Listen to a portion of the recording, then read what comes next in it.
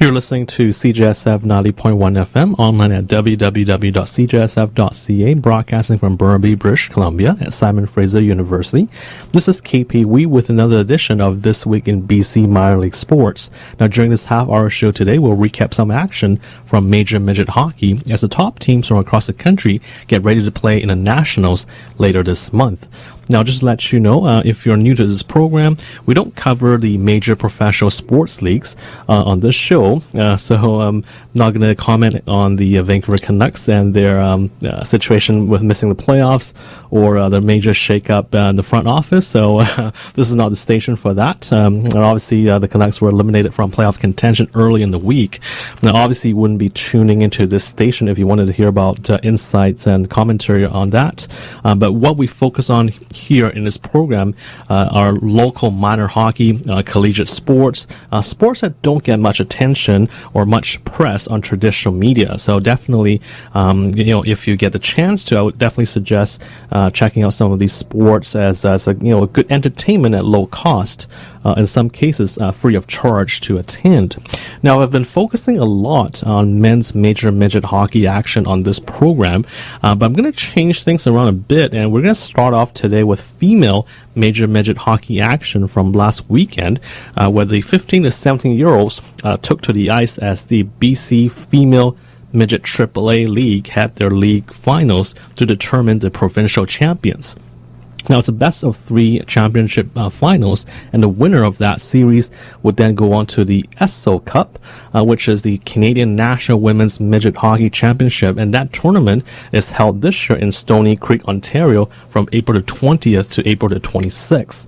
Now, the two teams competing for the BC Provincial Championship last weekend were no strangers to the finals in the BC Female Midget AAA League, because the first place Fraser Valley Phantom met the third place Thompson-Okanagan Rockets in the finals for the third consecutive year.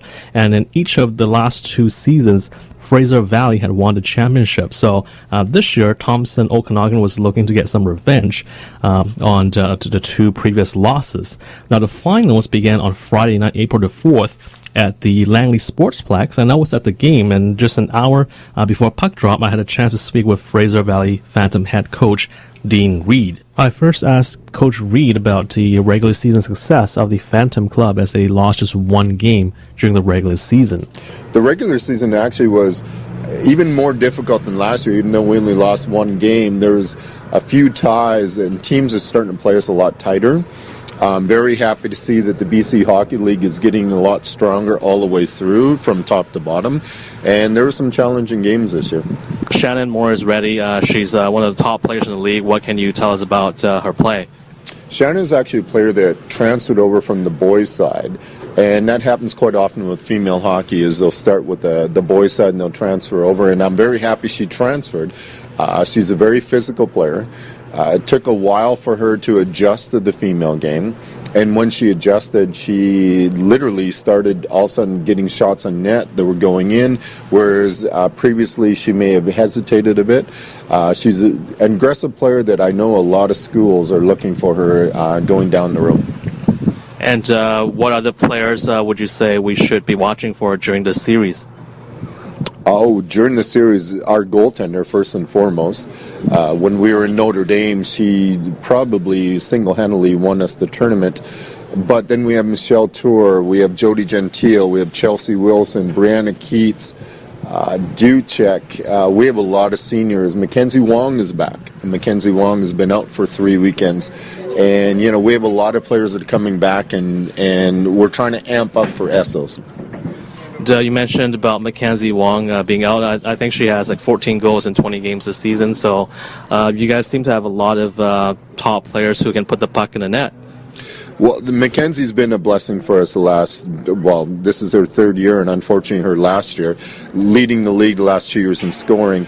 Her being away, you have players like Shannon step up, but we also have some young players that are surprising people. We have like Mandy Pollock, for example, a young kid that first-year player. She's going to surprise a lot of people coming up.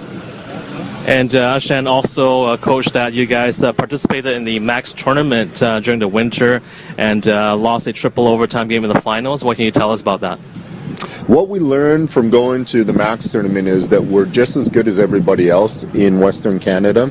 We already knew that from the Notre Dame tournament and winning that tournament. We beat JWHL teams out there. We actually beat 2 private teams out there. But what we learned from the Max tournament, we're just as good as everybody else, except unfortunately they have 20 players and we only had 16. If you look at our bench in overtime, and it's kind of funny on TV, you watch the replay, I'm sitting in the middle of the bench with nobody around me. And we learned that. So coming up, ultimately our goal is Essos, and at Essos we will have 20 players. All right, and finally, Coach, you guys are in the Female Midget AAA finals against the Thompson-Okanagan Rockets. What can you expect in this series? What we can expect is they're a very well-coached team. I enjoy actually playing against all of our teams in our league. We have some very good coaches in this league, but with this team here, they're a well-coached team, and their forecheck is, we've been practicing for 2 weeks waiting for their forecheck because we know that they're going to be pressuring. We know that we have to make plays right away, and if we make those plays right away, we'll be fine. All right, thanks, Coach, and good luck in the finals. Now, just to backtrack a little bit, the Phantom went 22-1-7 during the regular season, and also they took part in the Max tournament during the Christmas break that featured several top teams around the country, and they actually lost a triple overtime game in the finals of the Max tournament, as mentioned in that soundbite. They lost to a team called the Westman Wildcats, who are from Manitoba, on New Year's Day, and that was with 18 seconds left in the third overtime period in the gold medal game. But during the regular season in BC Female Midget AAA action, Fraser Valley lost just once. Thompson-Okanagan, their opponents in the finals, meanwhile had a record of 14 wins, 12 losses, and 4 ties this season. Now, before we get to the game recap, here's Fraser Valley's Shannon Morris-Reddy, the leading scorer in the league this year, with her thoughts before Game 1 on Friday night. We're with Shannon Morris-Reddy of the Fraser Valley Phantom. So thanks for joining us today. What can you tell us a bit about yourself? Well, I'm a second-year player in the Fraser Valley Phantom. I AP'd last year, and this was my first season, and it's going great so far. I understand that, Shannon, you are the player of the month for the month of February, and also you are the leading scorer this season in the league. Thoughts about your accomplishments? I mean, I have amazing line mates. Like, I couldn't have asked for better centerman and right wing, so I just feel lucky to be putting in the puck in the net. So, yeah, that's pretty much. And also, for the team, you guys lost only one game all season. What can you tell us about the Phantom team after this year? I mean, we've been pretty consistent so far. We just got to put in the 60 minutes, and I think good things will keep happening. So. And obviously, you guys are in the finals, and obviously we'll be rooting for you. What are your plans after the finals, after the season? Well, our goal all year was to get to nationals, so we've been focused on that and working really hard to get to that. So I think we just got to be composed and keep an even keel, and I think we'll be fine. Okay, so you guys are playing the Rockets in the finals, so good luck. And any predictions or anything like that? They're going to definitely put up a fight, but we're expecting to win some games. So. All right. Once again, thank you, Shannon, and good luck in the series. Thank you. Again, with the finals, you would expect an electric atmosphere, and it certainly was at the rink there. There were banners that were taped onto the plexiglass. It was a packed rink at the Langley Sportsplex. They even had number 9, Gabrielle Roy, one of the Phantom's forwards, singing the national anthem before the game. In the first period, both teams had some good chances, but there was no scoring until number 18 on the Phantom, Chelsea Wilson, a 5'6" forward from Langley, scored with 5:42 left in the stanza, and it was 1-0 for Fraser Valley. The game stayed that way until midway through the second period, when number 6 on the Phantom, Kaylee McMurtry, a 5'5" forward from Port Coquitlam, scored to make it 2-0. Now, both teams had chances the rest of the game, and with lots of exciting chances at both ends of the rink, but Fraser Valley goaltender Valencia Yordanov hung on for the shutout as the Phantom defeated the Thompson-Okanagan Rockets by a final score of 2-0 in Game 1 to open the series. Now remember, this is a best-of-3 affair, so each game is critical, and on Saturday night, the two teams faced off again at the Langley Sportsplex, with the Phantom just one win away from becoming provincial champions. The Rockets were swept by the Phantom in the finals last year, and who also lost 2 games to 1 to them to the year before that, were looking to stay alive. Now, so Game 2, a game which I didn't attend, but follow on Twitter instead, was a scoreless game until late in the first period when number 6, Kirsten Martin, a 5'7" forward for the Fraser Valley Phantom, scored on a power play with 3 minutes to go, putting her team up 1-0. Again, both teams had chances to score during the next 2 periods, but neither club was able to put the puck past Rachel Fontia, the Thompson-Okanagan goalie, or Valencia Yordanov, the Phantom goaltender. And I'm sure I'm messing up the names here. My apologies for not pronouncing names correctly. But neither team was able to put the puck past either goaltender after the first period, and the game would actually end by a score of 1-0. So that means that the Fraser Valley Phantom sweeps the series. They win the 3rd consecutive BC Female Midget AAA Championship. So congratulations to the Fraser Valley Club for becoming 3-time provincial champions. Now the Phantom will now advance to the 2014 Esso Cup, which will be held in Stony Creek, Ontario from April 20th to the 26th. Normally they would have to face the Alberta champion to determine who would advance to the Esso Cup, but this year both the BC and Alberta champion will move on to the Nationals because the Quebec region is not sending a team there in 2014. So once again, congratulations to the Fraser Valley Phantom for moving on to the Canadian National Women's Midget Hockey Championship. Now, some information about the Female Midget AAA League. It was initiated in the 2007-2008 season in response to, or in order, I should say, to provide an opportunity for female elite hockey players to come together on zone teams to challenge other elite female midget teams. And since its inception, the FMAAA League has had over 50 players go on to play at post-secondary institutions in Canada and as well as the United States, moving on to CIS, NCAA, or ACAC opportunities. If you'd like more information about their league, please visit their website at www.bchockey.net/FMAAA. Again, that's www.bchockey.net/FMAAA. Let's take a short break and we'll be back with more after this. The 11th Annual Burnaby Festival of Volunteers returns Saturday, April 12th from 10 a.m. to 6 p.m. at Brentwood Town Centre. In the spirit of Volunteer Canada's National Volunteer Week campaign, this event is designed to get you connected with all of the great volunteer opportunities in Burnaby. So come learn more about organizations like the Burnaby Neighbourhood House, the Blanket BC Society, and the Canadian Blood Services. To find out more about the festival, please visit www.volunteerburnaby.ca. Remember, volunteer work speaks volumes, so don't delay. Get involved today.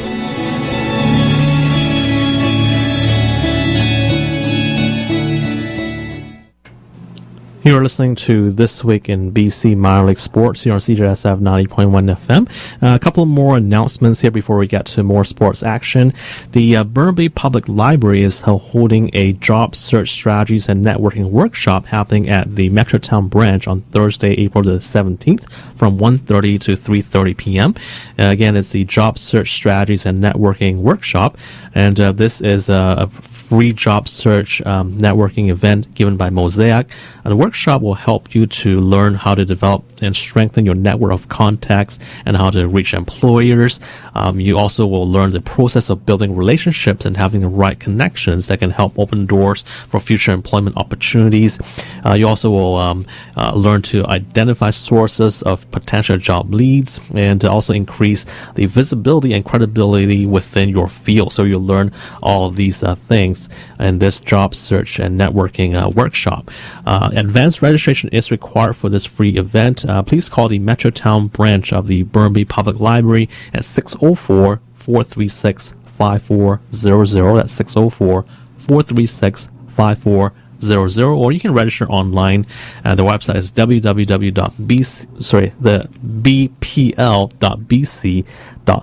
That's www.bpl.bc.ca, and that's the Burnaby Public Library. And again, this is happening on Thursday, April the 17th from 1:30 to 3:30 p.m.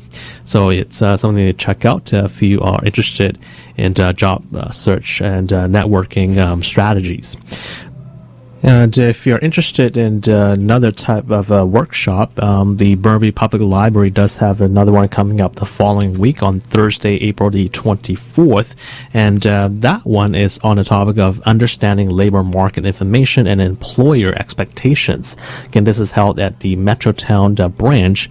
And again, this is called Understanding Labor Market Information and Employer Expectations.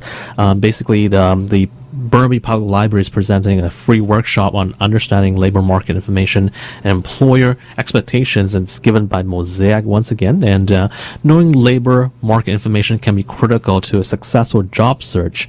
Now, the session includes the following topics, such as which jobs are in demand now and in the future, how the economy is doing and what demographics exist in different regions, occupational descriptions and salary information, upcoming areas of work, and so on. So definitely, a very valuable workshop to attend if you are looking for a job or in the process of doing a career change. That's at 1:30 p.m. from 1:30 to 3:30 on Thursday, April the 24th.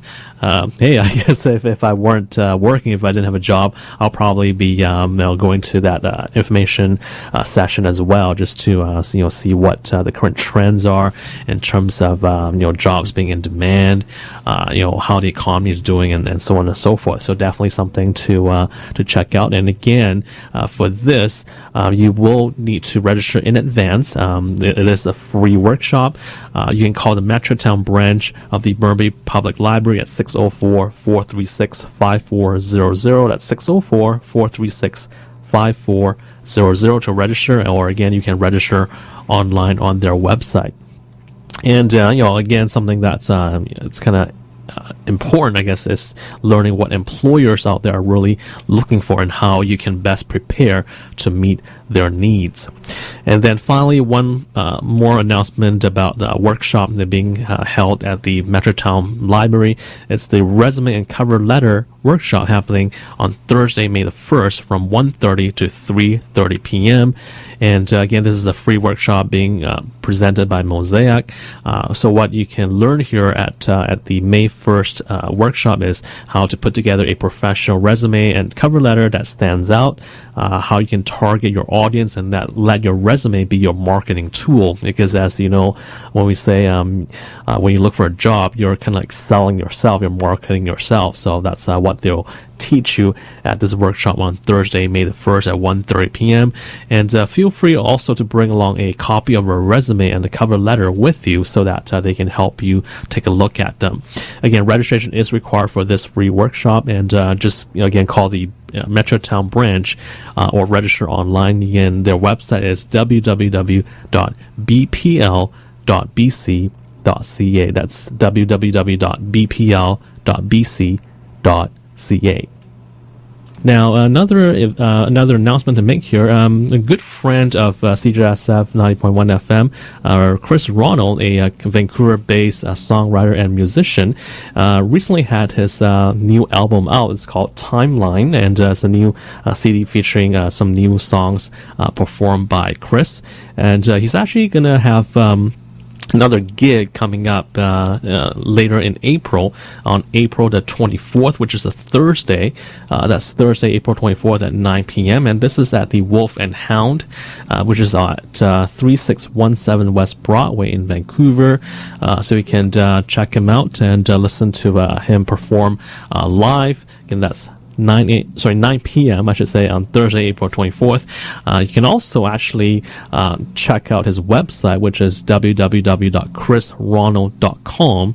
That's www.chrisronald.com to get the latest information about his CD and also about his upcoming gigs. He was here a couple of weeks ago. I saw him coming into the studio to perform live in the Melodies and Mind program with Ryan Fletcher a couple of weeks back. And of course, you can also listen to Ryan Fletcher's program Melodies in Mind every Tuesday night from 8 to 10 p.m.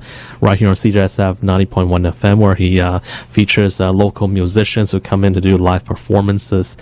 So be sure to check that out if you're interested in local musicians. So again, so that's something to check out if you enjoy music. And I actually got my CD. Chris Ronald actually sent it to me. He sent me a CD about a week ago, and I actually had a chance to listen to it. It's quite good. So if you like folk music, be sure to check out chrisronald.com and find out about his latest album Timeline and also his upcoming gigs around the Vancouver area. Now back to This Week in BC Minor League Sports here on CJSF 90.1 FM. So earlier we took a look at the female midget AAA hockey action that took place last weekend. Now on the men's side, they already decided the BC Major Midget League champion a couple of weeks back when the Okanagan Rockets swept the Vancouver Northwest Giants in the league finals. The Rockets headed to Red Deer, Alberta last weekend to take on the Red Deer Optimist Chiefs of the Alberta League in a 3-game series, a best-of-3 affair, to determine which Pacific Region club would be advancing to the TELUS Cup. The TELUS Cup is the men's national midget championships that run from April the 21st to April 27th in Moose Jaw, Saskatchewan. Now, in the BC Major Midget League finals a couple of weeks back, the Rockets had faced a Vancouver Northwest Giants dynasty that had won 5 consecutive league championships going into this season. It was the same story for the Rockets facing the Red Deer Optimist Chiefs, who had won 4 consecutive Alberta League championships coming into this year. And in fact, going into last weekend, the Chiefs also were the current 2-time defending National Midget AAA champions, winning the TELUS Cup back in 2012 as well as 2013. So a tough task for the Okanagan Rockets to try and knock off Red Deer in the 2014 Pacific Regionals. Now in Game 1 on Friday night last week, April 4th, at the Red Deer Arena, the Rockets got on the scoreboard first when Tanner Campbell scored on the power play midway through the opening period. Early in the second period, Tyson Jost, the BC Major Midget League scoring leader during the regular season, made it 2-0 for the Rockets. And actually, that's Tyson Jost. I know during the regular season, I mispronounced his name many times, but his name is Tyson Jost, and again, that's the regular season scoring leader for BC Major Midget League. And again, he scored in Game 1 against Red Deer to make it 2-0 in the second period. And so back to his old ways as he had done throughout the season and putting pucks in the net for the Rockets. Then late in that second stanza, Tanner Wisnowski put home a rebound, and it was 3-0 for Okanagan after 40 minutes. And with Brandon Berry in goal for Okanagan, the Rockets were in great shape. Late in the contest, with only 6:50 remaining in the game, the Optimist Chiefs finally got on a scoreboard, but it was too little too late, and Okanagan hung on for a 3-1 victory to take a 1-0 lead in the series. Again, this is a best of 3, so each game is crucial. And Brandon Berry, the Rockets goaltender, made 32 saves in that first game, including 12 in the final period, and he was named the game star in the contest. So now the Rockets were 1 win away from their first TELUS Cup appearance. Could they finish off the sweep on Saturday night in Red Deer? Well, the Optimist Chiefs squashed that thought with 3 goals in the first period in game number 2, with Jeffrey DeWitt scoring twice in that opening stanza. In fact, DeWitt, who had scored just 3 goals in 11 games during the Alberta Midget Hockey League playoffs, put Red Deer ahead just 1 minute 35 seconds into the contest, beating Brandon Berry for the quick 1-0 lead. And actually, with seconds ticking down in the opening period, DeWitt then struck again when he scored with 48 seconds left in that first period to put the Optimus Chiefs ahead 2-0. Tegan Kuhlman scored just 23 seconds after that, and Rockets was suddenly down by 3 goals. They were down 3-0 heading into the first intermission. Okanagan finally got on the scoreboard when Captain Brandon Wagner got his first goal of the series at the 4:34 mark of the second period to make it a 3-1 deficit. The Optimus Chiefs, however, put the game out of reach in the final period with a flurry of goals in less than a minute. They actually scored 3 goals in a 39-second span. So 3 goals in 39 seconds, and they went ahead 6-1.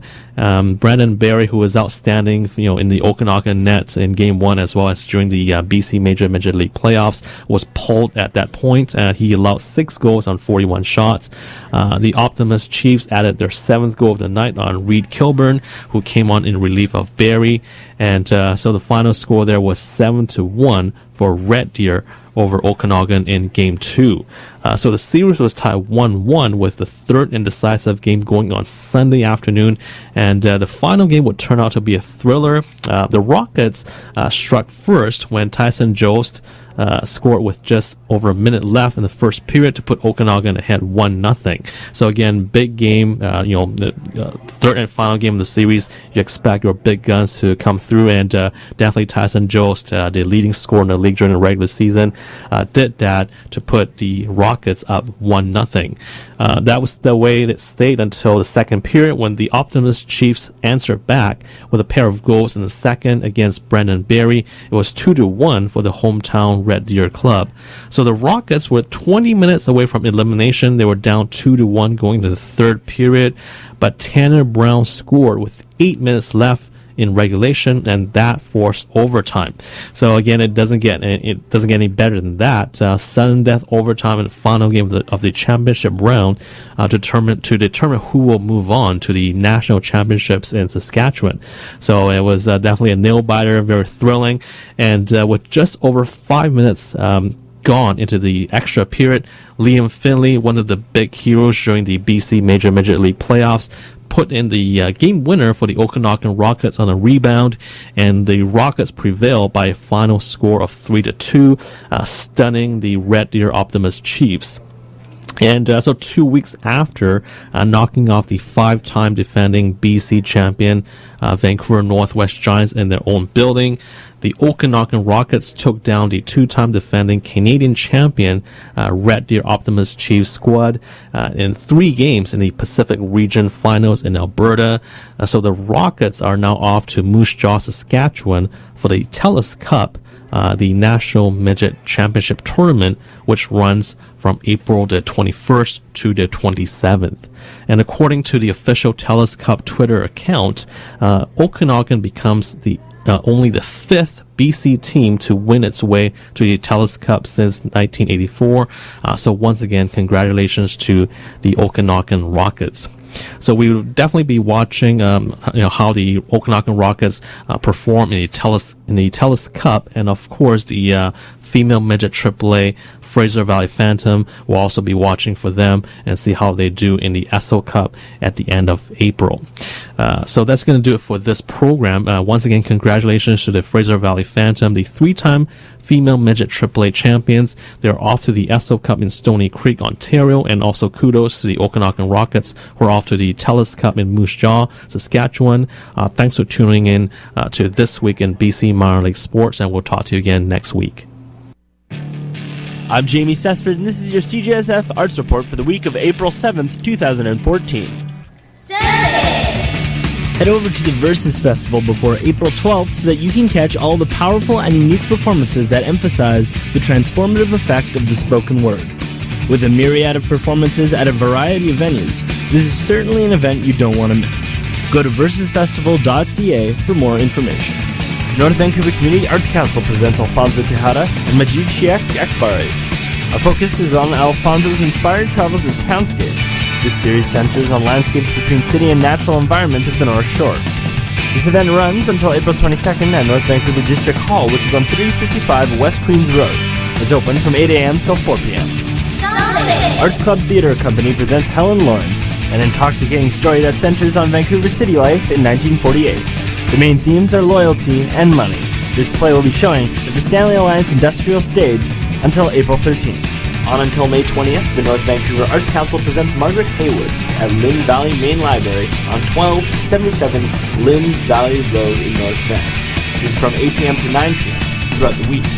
The show centers on Margaret's vision and style and exploring both the message and the medium through the influence of nature as she employs it in her oil paintings. For your CJSF Arts Report, I'm Jamie Sesford.